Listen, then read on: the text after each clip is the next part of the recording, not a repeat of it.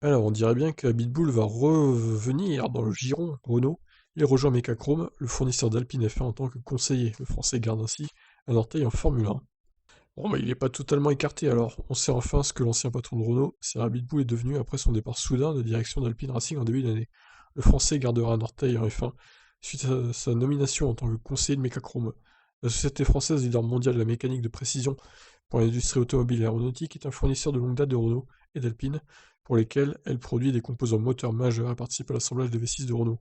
Mecachrome collabore depuis plus de 20 ans avec Renault, mais a également mis à profit sa technologie de pointe et son expertise de l'industrie avec diverses entreprises automobiles, notamment Ferrari, Stelia, Porsche et Rolls-Royce. Plus tôt cette année, Mecachrome et Alpine ont signé un nouveau contrat de 4 ans pour le développement et la production d'éléments spécifiques au moteur F1, ainsi que pour les services d'assemblage du moteur de course utilisé en F1.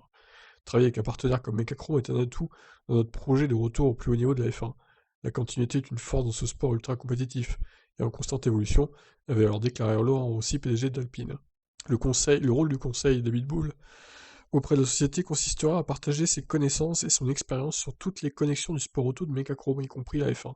Nous sommes fiers que Cyril puisse apporter son soutien et son expertise aux équipes du groupe dans cette activité qui, depuis 1983, accompagne des marques prestigieuses dans les plus grandes catégories du sport auto, F1, F2, F3, Endurance, Rallye, explique ce soir le PDG de Mecachrome, Christian Cornille.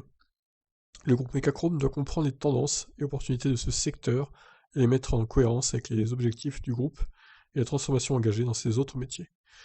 Voilà, toujours des communiqués pompeux, hein. Donc voilà, à Bitbull, qui garde une patte en F1, c'est bien. Parce que j'ai envie de dire, il s'est un peu fait virer comme un malpropre, hein, quand même, alors qu'il avait fait un plutôt bon travail, hein, chez Renault, globalement.